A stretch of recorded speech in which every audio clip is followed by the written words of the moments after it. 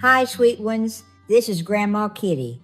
Today, I want to share Ania's story, a woman who gave her whole heart to her family, only to face a darkness no one expected. Today's case takes us to Calgary, a city in Western Canada. It was there on the 27th of February, 1991, that Ania Wardzala, known to those around her as Ania, was born. Her parents, Stannislaw and Ania Wardzala, had immigrated to Canada from Poland in 1986, arriving with dreams of building a better future for their family. Stannislaw had been born in Star-Jester, Zabka, Poland, on the 15th of August, 1953. At the age of 20, he served in the Polish Army, and throughout the late 1970s and early 1980s, he worked in various countries before making the life-changing decision to come to Canada. The Wardzalas settled in Calgary, and in 1987, Stannislaw married Alina. 4 years later, they welcomed their daughter, Ania, and in 1992, their son, Peter, was born. Stanislaw worked tirelessly to provide for his children. His children were everything to him. He worked hard to give the best opportunities to his family and was a role model for Anna and Peter. The family was incredibly close-knit, bound together by their Polish heritage and Catholic faith. Anna's childhood friend, Diana Wysocki, who had known her for more than 2 decades, said the family was always together. They were tight, she said, adding that Ania and her father had a very loving, funny relationship. From a young age, Anna was deeply involved in Calgary's Polish community. She was a member of Krausi, a Polish dancing group, and sang in the Polish youth choir. Her passion for Polish culture did not stop there. In 2013, at the age of 22, Ania joined the Polish Scouts, HERSU. She began her scouting journey at Camp Woods in Sylvan Lake, where she earned the rank of aspirant, later advancing to first-rank guide leader. In 2017, she was a leader at the World Polish Scouts Jamboree in Tamarauta, Quebec.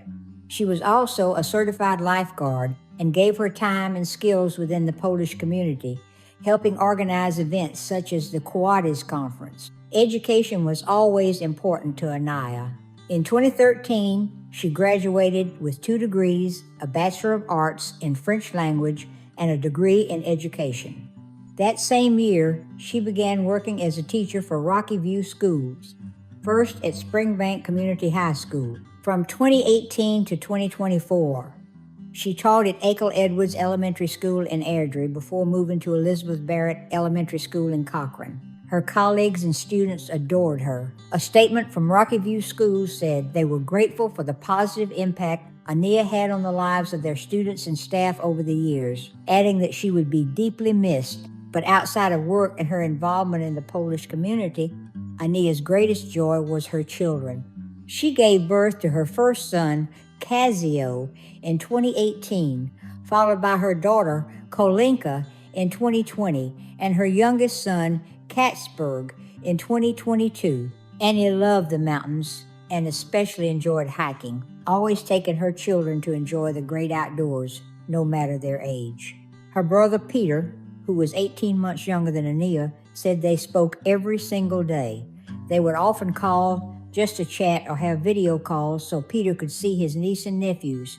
He said that if it were not for her, he would not be who he was that day because she helped him so much in life. She touched everyone's heart, he said. Peter said his father, Stanislaw, was his best friend, someone he spoke to every day. Stanislaw was always excited to see his grandchildren and shared a special bond with Peter. They hunted every year together and went camping every year together. As Stanislaw got older, he developed disabilities and could no longer drive himself places. Peter had planned on taking his father on holidays to see the world together. By all accounts, the Wardzalas were a loving, close family. They came to Canada to start a new life and to build a good life for their children, Peter said. But there was someone in Ania's life who did not quite fit into this picture of family harmony. His name was Benedict Kaminsky. 38-year-old Benedict Kaminsky studied petroleum engineering at the University of Alberta and later completed a master's degree in software engineering at the University of Calgary. He was a licensed gun owner and had no prior criminal record.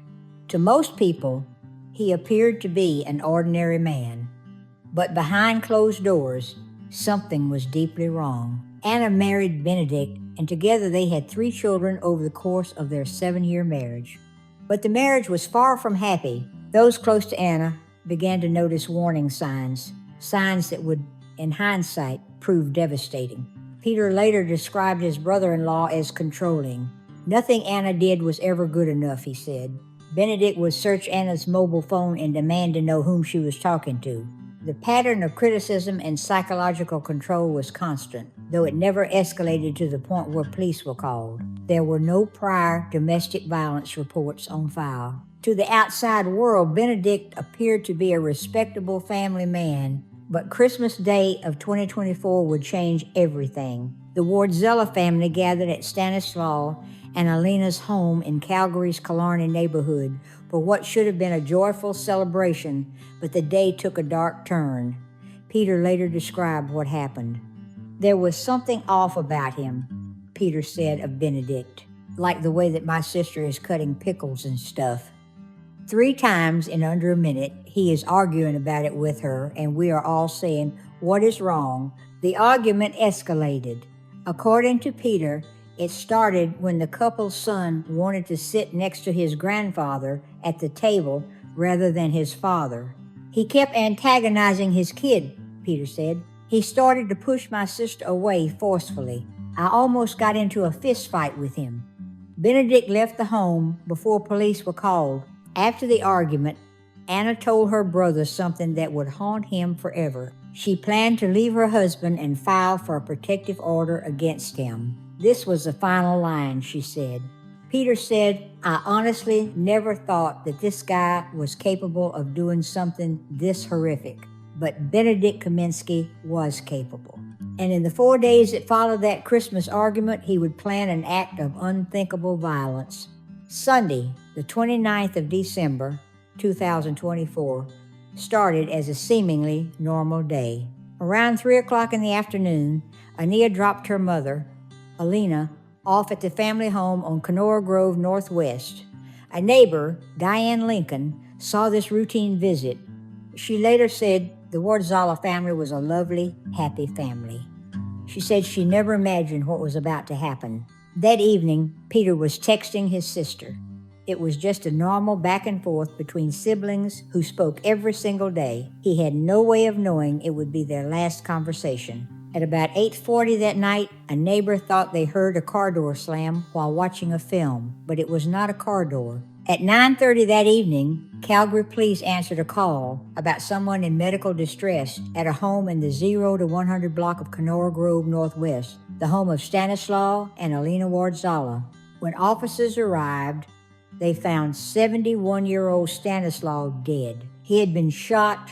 Alina had just returned home to find her husband of nearly 4 decades, the man she married back in 1987, fatally wounded. He was the father of her children, the grandfather of her 3 young grandchildren. Now he was gone. As investigators worked the scene, family members became concerned about Ania. At about 11:15 that night, officers went to an address in the 300 block of Tuscany Ridge Heights Northwest, Ania's home in the Tuscany neighborhood, about 10 kilometers away. There they discovered 33-year-old Ania dead. She too had been shot, but that was not the most horrific part. Inside the home, her 3 children, Casio, Kalinka, and Katsarak, had been present. They had seen their mother murdered. Benedict, her husband, had reportedly fled the scene with the children, but later left them with relatives in the Bear Spa area before disappearing himself. The next day, Inspector Lee Wayne from the Calgary Police Major Crime Section spoke to reporters. He explained that the victims were believed to be Kaminsky's wife and her father. He said police believed the deaths were targeted and domestic in nature. Police revealed that Benedict age 38, had no criminal record and was not previously known to police.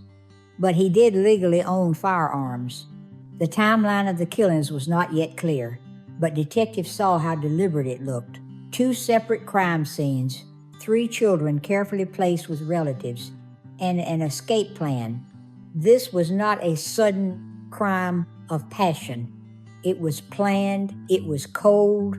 Neighbor Diane Lincoln was stunned. "They were a lovely family," she repeated. "I never would have expected this." But the question on everyone's mind was simple. Where was Benedict?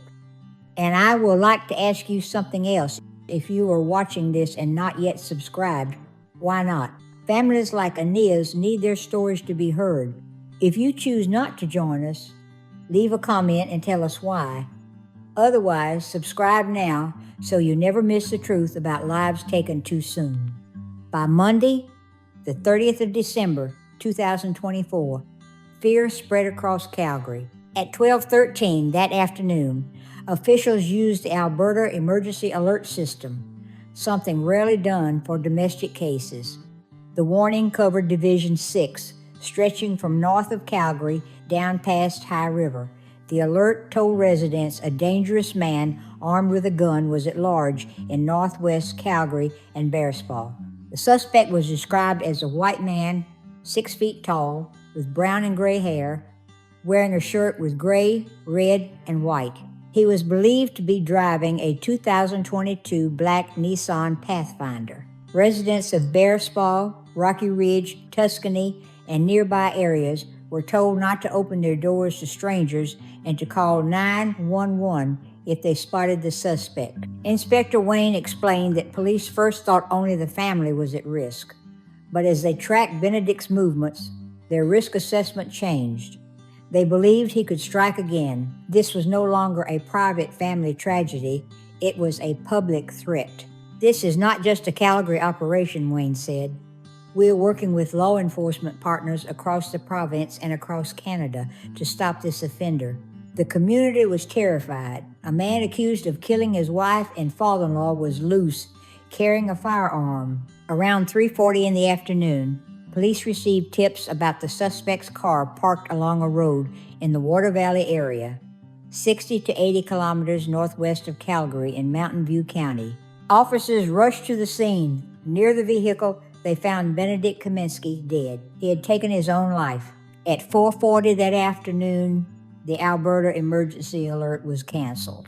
The message said the suspect was deceased and his vehicle located.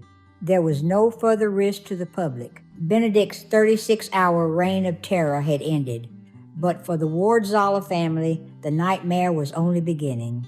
Peter Wardzala spoke with a broken voice about losing his sister and father. "It completely broke me down," he said. "I knew right then life was never going to be the same for us again." A GoFundMe campaign was quickly set up by family friend Diana Wisaki to help care for Ania's 3 children. The description read, "We are heartbroken to share the tragic passing of Ania, a beloved mom, daughter, sister, and friend. Her children are now facing an unimaginable loss. We want to make sure they have what they need to move forward." The public responded with overwhelming generosity.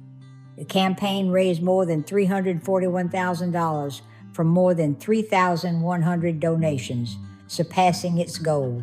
All funds were given directly to Alina, who would take on the role of raising her grandchildren and providing for their education. Peter explained that he and his mother intended to adopt the 3 children. "She would do anything for these kids," he said. The older 2, now in weekly therapy, sometimes asked questions about their father.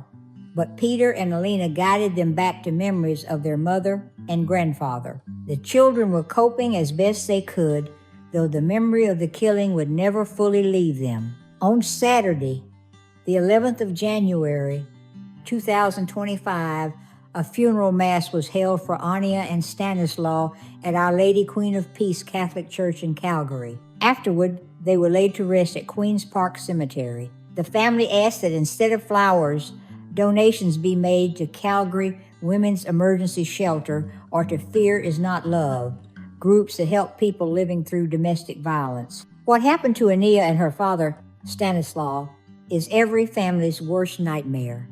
A holiday gathering turned into violence. A decision to leave an abusive relationship was met with the ultimate act of control. 2 lives stolen, 3 children left without their mother, a family shattered forever. Their legacy lives on in the children they left behind, in the students Ania taught, in the community they touched, and in the memories of all who loved them. Please do not forget Ania and Stannislaw. And if you believe stories like these matter, subscribe now so their voices are not lost to silence. Because if people look away, these tragedies only repeat themselves. Bye, sweet ones.